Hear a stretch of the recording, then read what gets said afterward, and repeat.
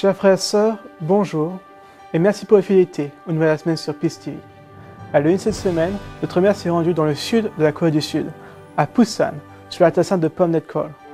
D'ici où notre Père, en 1952, a écrit le Wonbon, ce qui veut dire en français le principe divin originel, qui est la première édition du principe divin.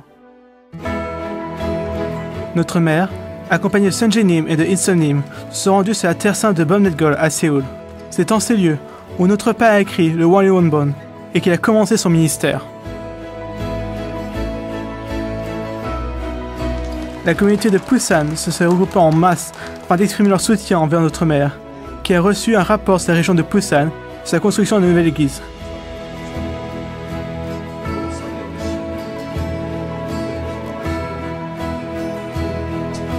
Puis notre mère a offert le message suivant à toute la communauté de Busan.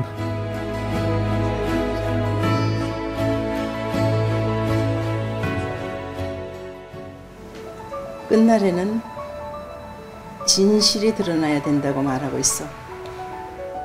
우리 교회 섭리 역사 놓고 볼 때도 다 드러나야 돼. 그렇기 때문에 내가 이번에는 특별히 참 부모님의 성탄을 드러내자 했어. 그리고 참 부모님의 성원 기념일이 중요해. 세상의 성원 기념일이 아니야. 하나님의 소원, 인류의 소원을 이루기 위해서 탄생하신 참 부모야. 참 부모의 현현으로 말미암아 타락한 인류가 새 생명, 새 혈통전환, 새로운 말씀으로 거듭날 수 있게 되는 거야. 그렇기 때문에 독생자의 자리에 서신 아버님께서는 말씀을 찾아야 돼. 그것이 오늘 이 자리자. 그지? 네. 응? 그래 1960년은 독생자와 독생녀가 만나는 어린 양 잔치이다. 그래서 우리는 가릴 거가 없어. 다 드러내야 돼. 우리가 국가복귀가 그래. 내가 있을 때 여러분들이 해야 되는 거야. 부산스럽게 움직여야 돼. 알겠습니다. 응? 예. 막 소리가 나게. 예. Puis, notre mère s'est rendue sur la construction de la nouvelle église de Choryang, située près de la gare de Busan. Notre mère a exprimé ses espoirs pour que cette église devienne un lieu où tous les citoyens puissent ressentir l'amour de Dieu.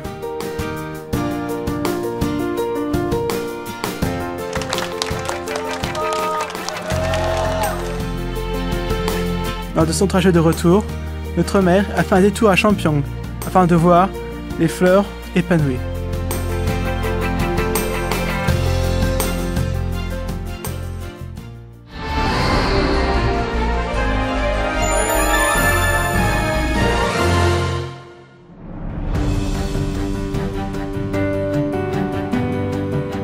En 1990, la tension était vive entre le monde communiste et le monde démocratique.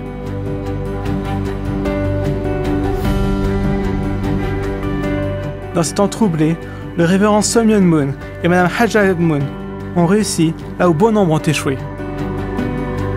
Ils sont entrés en Union soviétique et ont obtenu une rencontre avec le président Mikhail Gorbatchev. À travers ce voyage, ils ont apporté un renouveau spirituel à toute Union soviétique. Plus tard, dans la même année, professeurs et étudiants ont été invités aux États-Unis afin d'étudier la parole de Dieu.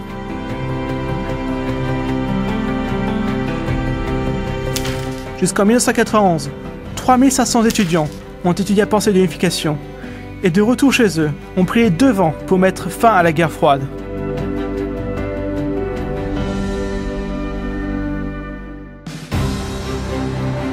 Le 8 avril dernier, s'est tenue une conférence à Moscou afin de commémorer le 25e anniversaire de la visite de révérend Son Myung-moon et de sa femme en Union soviétique.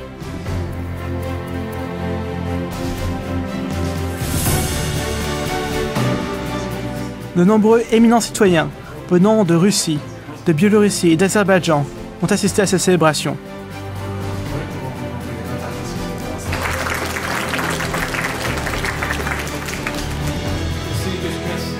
La cérémonie a commencé avec le discours d'ouverture par le président de la Fédération universelle de la paix en Eurasie, Katsumi Otsuka.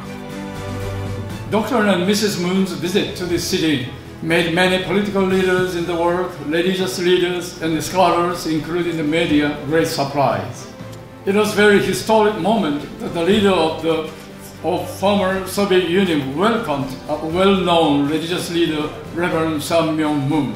This visit gave a strong impression to the world that the Soviet Union had been changing dramatically. Des membres actifs de la Fédération pour la paix comme Ramin Yusenov, le troisième Premier ministre d'Azerbaïdjan, et Stanislav Yushchensky, Premier ministre de Bélarussie, ont parlé de l'amour du révérend Sam Myung-moon pour l'humanité. Вы меня простите, по-моему, в некоторых вопросах можно говорить, что ООН идет по стопам того, что было прогенерировано в Сеуле, что было прогенерировано преподобным Муном, что, в общем-то, было доведено до сведения множества людей. Это человеколюбие и справедливость. D'autres dirigeants ont également parlé de l'importance historique des accomplissements du révérend Moon et de Madame Moon, et des activités de la FPU au cours des 25 dernières années. Ils firent part de leur gratitude pour le début du changement dynamique qu'ils ont abordé.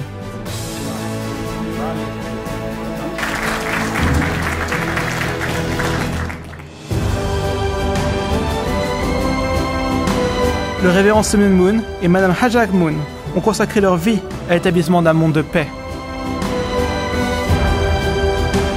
Ils ont été des pionniers sur un chemin difficile, mais leur volonté nous montre maintenant les repères que nous devons suivre.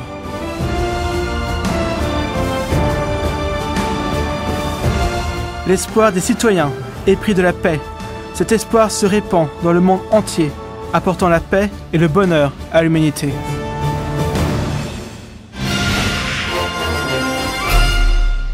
En Corée du Sud, la présidente de la Fédération des femmes, Yoo Moon, a célébré le 24e anniversaire de la Fédération des femmes pour la paix mondiale. Regardez un court récit des événements. La Fédération des femmes pour la paix mondiale en Corée a tenu une conférence spéciale pour commémorer son 24e anniversaire. La présidente Yoo Moon a révélé les objectifs de cette année, de mettre l'accent sur l'éducation, sur la réunification de la Corée et sur la nécessité d'avoir un 5e siège des Nations Unies en Corée. Park Jong-jim, spécialiste des Nations Unies au Segilbo, a donné une conférence sur le thème « Féminité, la paix et l'ONU ». Il a exhorté les participants à participer à la pétition pour l'établissement du 5e bureau de l'ONU en Corée et de fonder une ONU Abel des Nations Unies de la religion.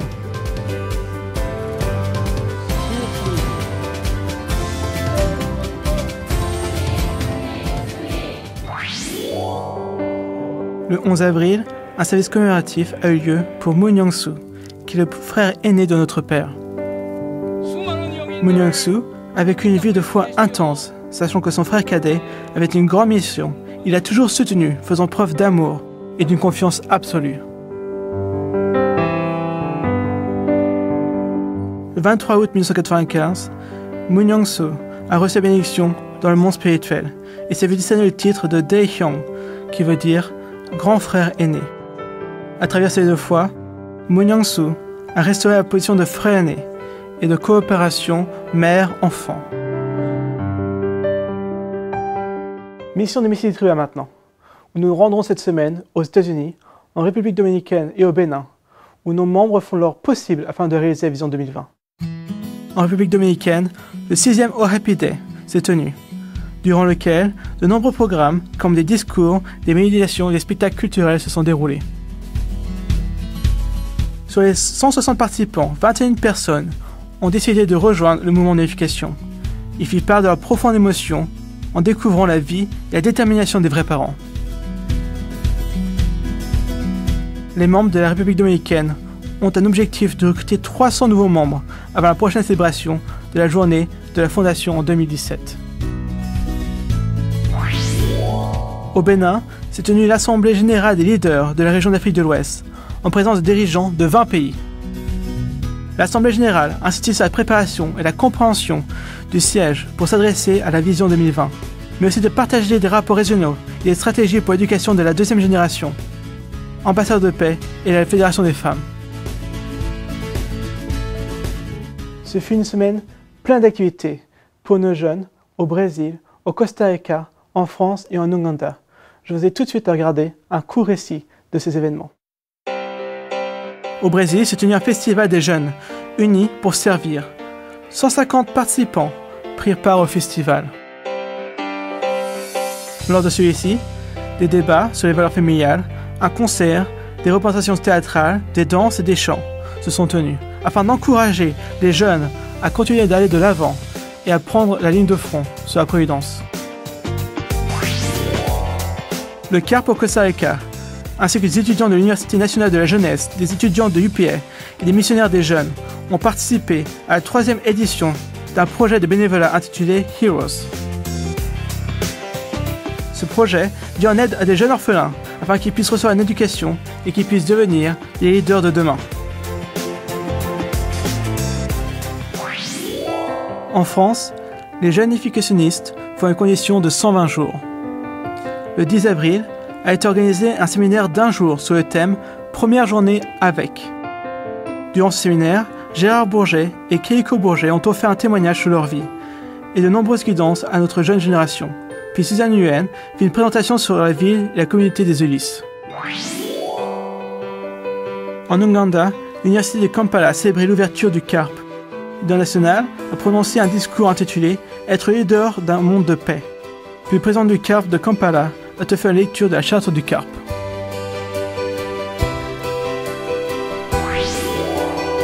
À Alice Garden, aux États-Unis, c'est une célébration du 57e jour des vrais parents, du 56e anniversaire de leur mariage sacré. Le leader continental, Kim Ki-hoon, a parlé de la signification de ce pays et de ses 4 dernières années d'espoir de fondation. Et puis, ils ont regardé une vidéo et ont fait de Undoke ensemble. À Las Vegas, au Nevada, en Alabama et dans tous les États des États-Unis se sont tenues de telles célébrations. Au Togo, la Fédération des jeunes pour la paix mondiale a tenu une conférence au lycée Abeloué sur le thème « La place du sexe au milieu scolaire et ses conséquences, grossesse indésirable, MST-Sida ». Plus de 120 élèves ont participé à cette conférence durant laquelle ils purent apprendre l'importance de l'abstinence sexuelle. Notre maire avait ouvert l'Assemblée des leaders en Corée la semaine passée. Ce samedi s'est tenue la cérémonie d'initiation des 4 ans d'espoir.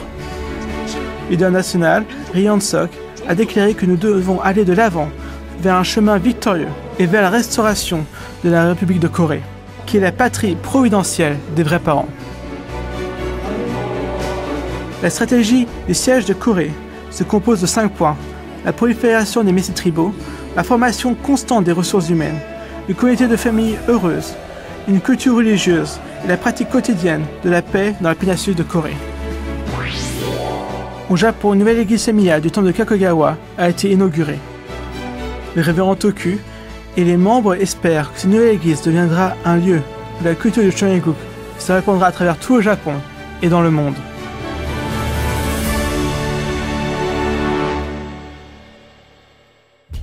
Merci d'avoir regardé les nouvelles de la semaine sur Peace TV. Je souhaiterais clôturer ce journal en citant un message de notre Père qu'il a donné en 1981 à Paris. En ces temps troublés, même la sœur la plus faible peut être plus forte que n'importe quel homme satanique. Connaissez-vous Jeanne d'Arc? Les membres de l'Église d'éducation sont-ils plus faibles que Jeanne d'Arc? Au cours de la période de la Restauration, les femmes doivent travailler plus dur. Elles doivent établir une tradition de principes divins. Et les hommes devraient suivre elles. Les femmes sont des filles de Dieu et les hommes sont dans la position d'archange ou de fils de Caïn. Alors, qui est le plus proche du royaume de Dieu? Les hommes ou les femmes? Les hommes doivent travailler encore plus dur afin de s'approcher du royaume de Dieu. Je vous souhaite à tous une excellente semaine, pleine de grâce et de bénédictions, à vous et aux familles, et je vous donne rendez-vous le week-end prochain pour d'autres nouvelles de la semaine.